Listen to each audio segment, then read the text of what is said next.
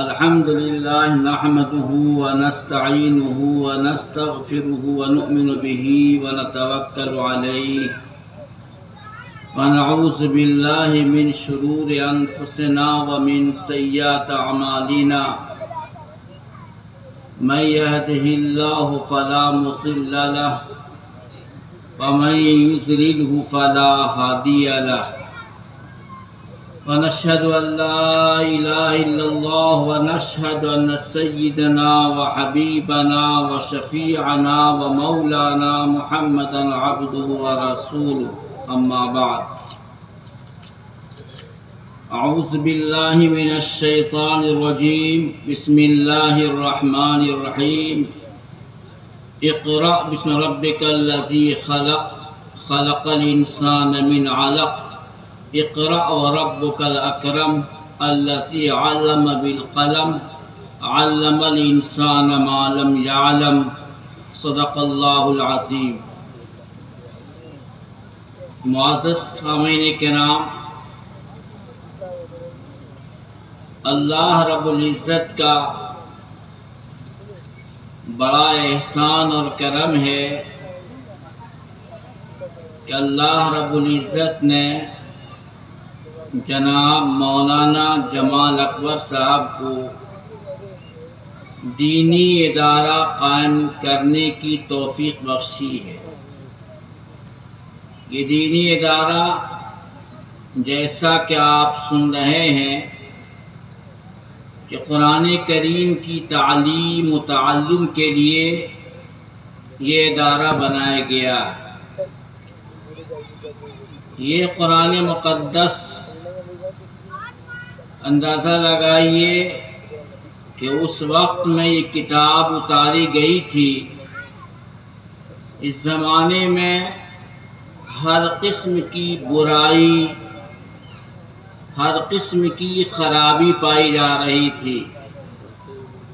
کوئی ایسی برائی، کوئی ایسی خرابی جو دنیا میں ہو سکتی ہو وہ نہ پائی جاتی ہو، ایسی بات نہ تھی۔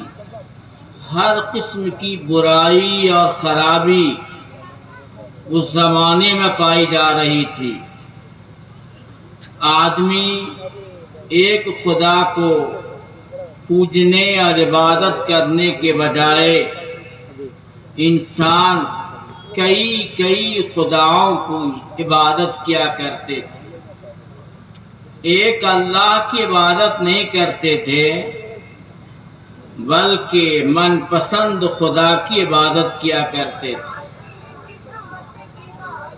اور چوری، زناکاری، قتل، غارت گری، یہ ساری خرابیاں تھیں جو اس زمانے میں پائی جا رہی تھی۔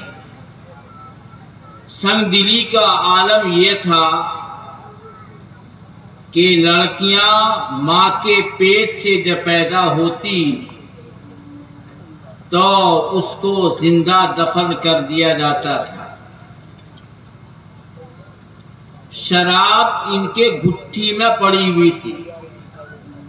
شاید ہی عرب کا کوئی آدمی شراب نہ پیتا ہو، ورنہ اکثر آدمی شراب کے عادی اور رسیا ہوا کرتے تھے، اور شراب پیتے، اشعار پڑھتے اور فخر کرتے تھے کہ شراب پینے سے انسان میں سخاوت آتی ہے۔ شراب پیتے اور شراب پی کر کے شراب کا کچھ قطرہ زمین کے اوپر ڈال دیتے اور شعر پڑھتے، شربنا وحرقنا جرعتا وللارض من کاس الکرام نصیب۔ میں شراب پیا ہوں اور تھوڑی شراب میں نے زمین کے اوپر ڈال دی ہے تاکہ پتہ چل جائے کہ سخیوں کے پیالے سے زمین کا بھی حصہ ہوتا۔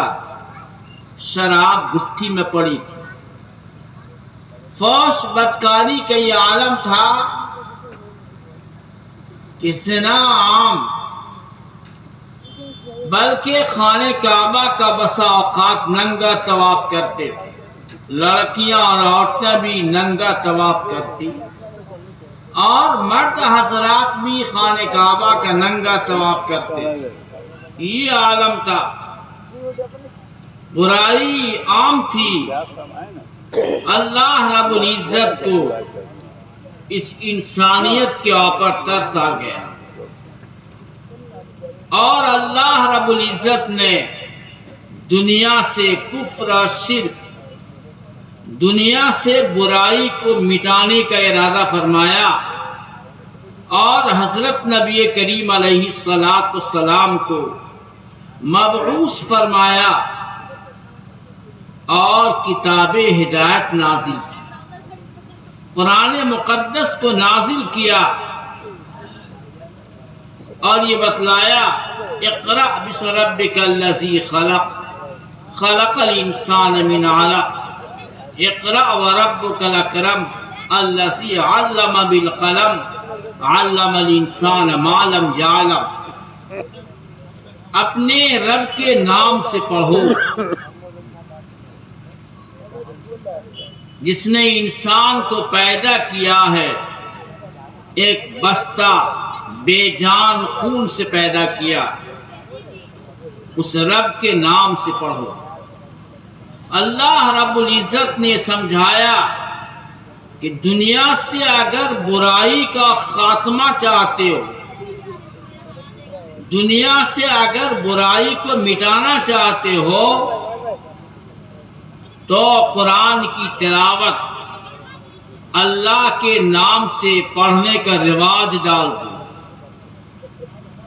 جب قرآن کی تلاوت کی جائے گی، قرآن پڑھا جائے گا، اللہ کے نام سے قرآن کریم کی تلاوت کی جائے گی، تو دنیا سے برائی کا خاتمہ ہو۔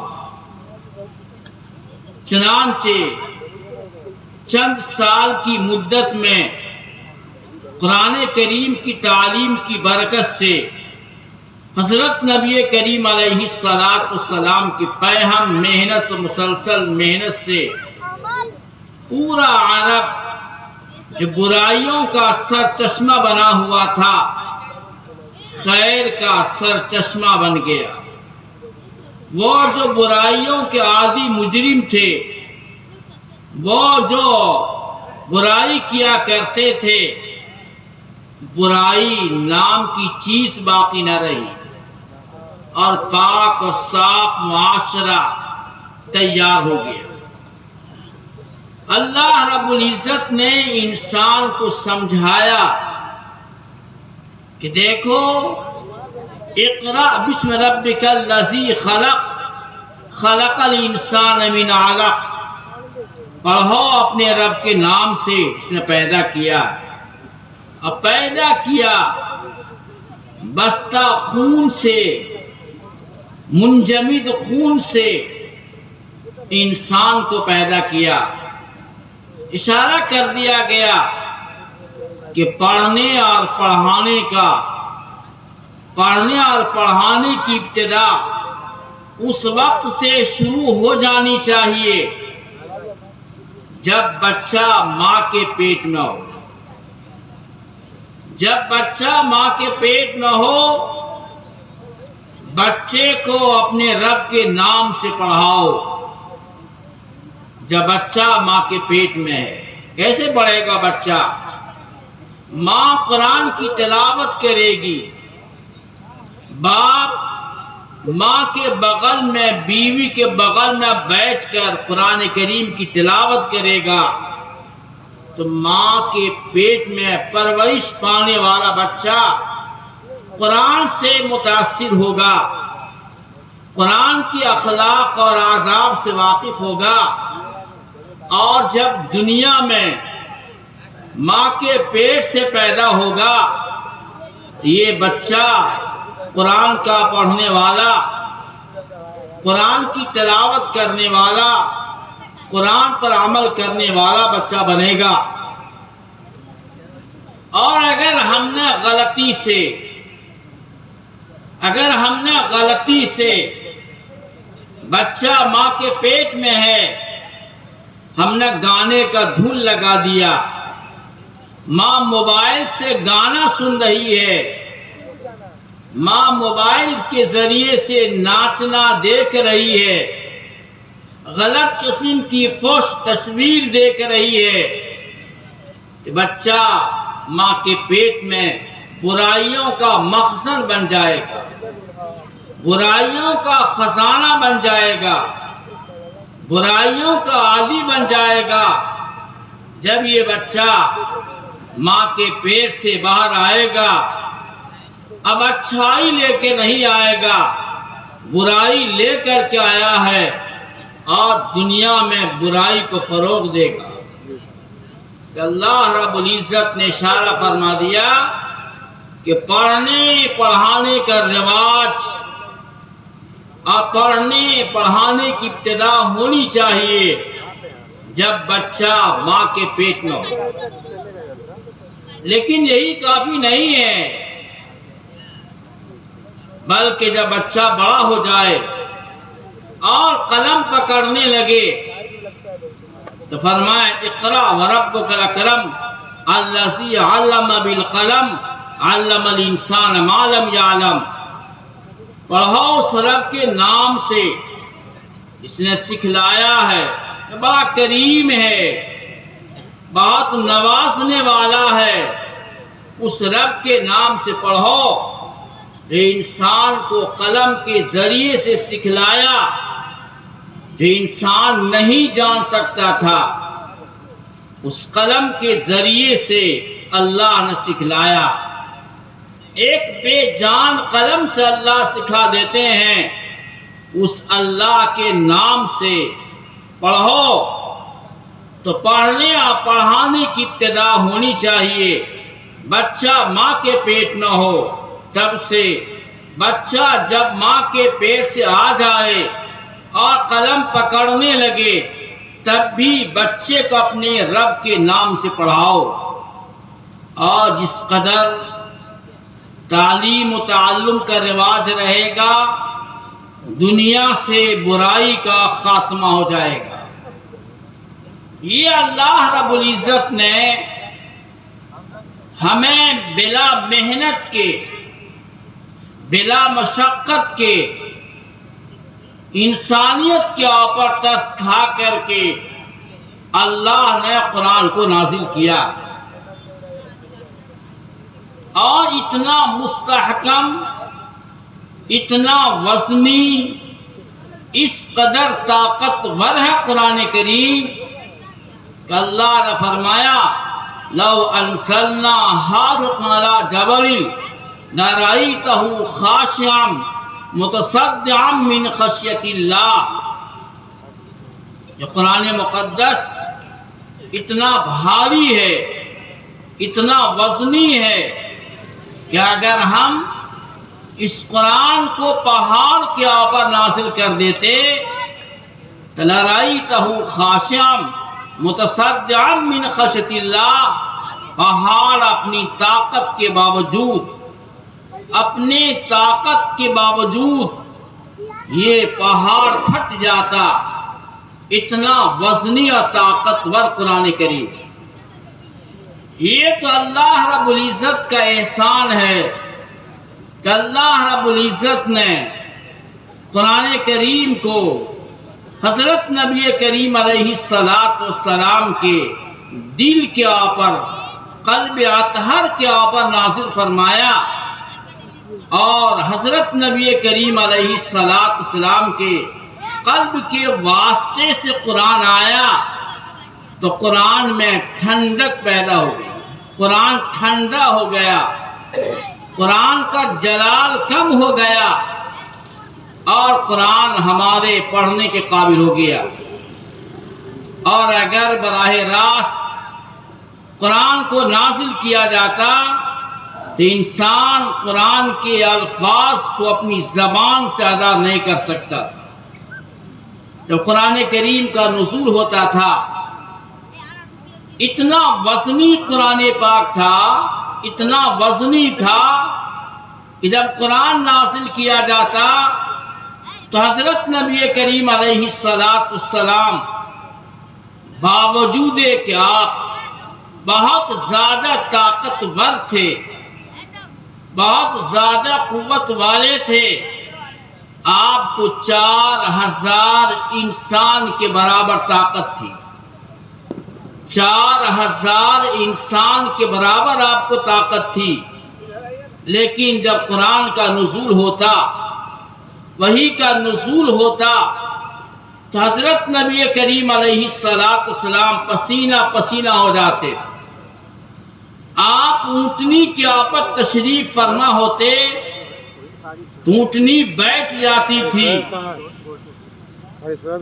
اس قدر مضبوط طاقتور قرآن کریم ہے کہ اللہ رب العزت نے حضرت نبی کریم علیہ السلام کے قلب کے اوپر نازل کر کے، آپ کے دل پر اتار کر کے اس کی گرمی کو ختم کر دیا اور ہمارے پڑھنے کے قابل قرآن بن گیا۔ یہ قرآن اللہ کی بڑی نعمت ہے، اس کے پڑھنے یا پڑھانے کی جگہ بہت مبارک ہے، اس کے پڑھنے اور پڑھانے والے بہت مبارک ہیں۔ خیرکم من تعلم القرآن وعلمہ یا وعلمہ، تم میں کا بڑھیا انسان وہ ہے، تم میں کا بڑھیا انسان وہ ہے جو قرآن کو سیکھتا ہے یا قرآن کو سکھاتا ہے۔ وہ آدمی بھی بڑا مبارک، وہ زبان مبارک، اس زبان سے قرآن کی تلاوت کی جاتی ہے، قرآن کو سیکھا اور سکھایا جاتا ہے۔ اس لیے ان مدارس کو آباد رکھیے۔ آپ کی نگاہوں میں ان مدارس کی کوئی اہمیت نہیں ہے، آپ کی نگاہوں میں ان مدارس کی کوئی اہمیت نہیں ہے، لیکن آپ کے دشمن کی نگاہ میں، آپ کے دشمن کی نگاہ میں یہ مدارس دین کے قلعہ ہیں۔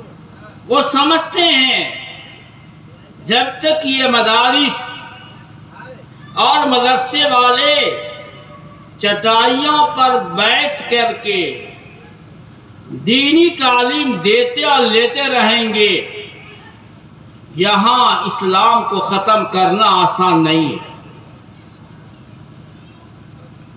یہاں اسلام کو اور مسلمانوں کو ختم کرنا آسان نہیں ہے، اس لیے مدارس کو بند کر دیا جائے یا مدارس میں ایسے علماء تیار ہوں جن میں دین کی غیرت باقی نہ رہے، ایسے علماء تیار کیے جائیں۔ یہ ہمارے دشمنوں کی خواہش ہے، وہ چاہتے ہیں کہ مدارس کا پرانا نظام جس میں صرف للہیت کی بنیاد پر، رضا الہی کی بنیاد پر تعلیم و تعلم کا سلسلہ چلتا ہے، اس نظام کو بگاڑ دیا جائے اور ان مدارس میں وہ نصاب داخل کر دیا جائے جس سے یہاں کے پڑھنے والے طالب علم کچھ دنیا کے بن جائیں گے، سرکاری ملازمت اختیار کر لیں گے۔ ظاہر بات ہے اگر مدارس میں وہ نظام چلایا جائے گا اور وہ تعلیم دی جائے گی، عصری تعلیم دی جائے گی، ایسے علماء تیار نہیں ہوں گے جو باضمیر ہوں گے، ایسے علماء تیار نہیں ہوں گے جن میں دین کی غیرت ہوگی۔ وہ سرکار کے اعلی کار بن جائیں گے، وہ سرکار کے سامنے کھلونا بن جائیں گے۔ ان کی نیت یہی ہے۔ جو ہمارے جو عصری تعلیم گاہ ہیں، جہاں دنیا کی تعلیم ہوتی ہے، وہاں کے طلبا کا حال بڑا برا ہے۔ ہندوستان کا وزیر تعلیم، انگریز کے زمانے کا وزیر تعلیم لارڈ میکالے اپنی رپورٹ بھیجتا ہے لندن۔ رپورٹ میں یہ کہتا ہے ہم نے ہندوستان میں کالجوں کا جال بچھا دیا ہے، اسکولوں کا جال بچھا دیا ہے، اس میں ایسے لوگ تیار ہوں گے، ایسے پڑھے لکھے لوگ تیار ہوں گے جو رنگ اور نسل کے اعتبار سے تو ہندوستانی ہوں گے، لیکن مزاج کے اعتبار سے عیسائی اور نصرانی ہوں گے۔ اپنی رپورٹ میں پیش کر چکے۔ آج ہماری جو عصری تعلیم گاہ ہیں، جو اسکول کا نظام ہے، وہاں پر آپ دیکھیے، وہاں جو بچے پہن کے کپڑا جاتے ہیں اس میں ٹائی لگانا ضروری پڑ جاتا ہے۔ جو یونیفارم بنایا جاتا ہے اسکول کا، اس میں ٹائی کا لگانا ضروری ہوتا ہے۔ یہ ٹائی کیا ہے؟ یہ اصل میں صلیب کی علامت ہے۔ یہ علامت اس بات کی ہے، نعوذ باللہ، حضرت عیسیٰ علیہ السلام کو سولی دیا گیا۔ قرآن صاف انکار کرتا ہے، ما قتلوا وما صلبوہ ولکن شبہ۔ ان یہودیوں نے حضرت عیسیٰ علیہ السلام کو قتل نہیں کیا اور نہ سولی دیا، ایک اشتباہ پیدا کر دیا گیا۔ آج ہمارا ہر بچہ گلے میں ٹائی لگا کر کے یہ ثابت کرتا، نعوذ باللہ، حضرت عیسیٰ علیہ السلام کو سولی دی گئی۔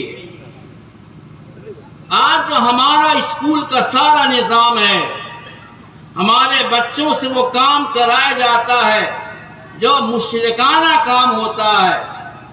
ہمارے بچے یا بچے کے سرپرست لوگ اپنے بچے کو یہ نہیں سمجھا پاتے ہیں کہ ہمارا مقصود تعلیم حاصل کرنا ہے، ہم کفریہ، شرکیہ اب ان کے نظام میں شریک نہیں ہوں گے۔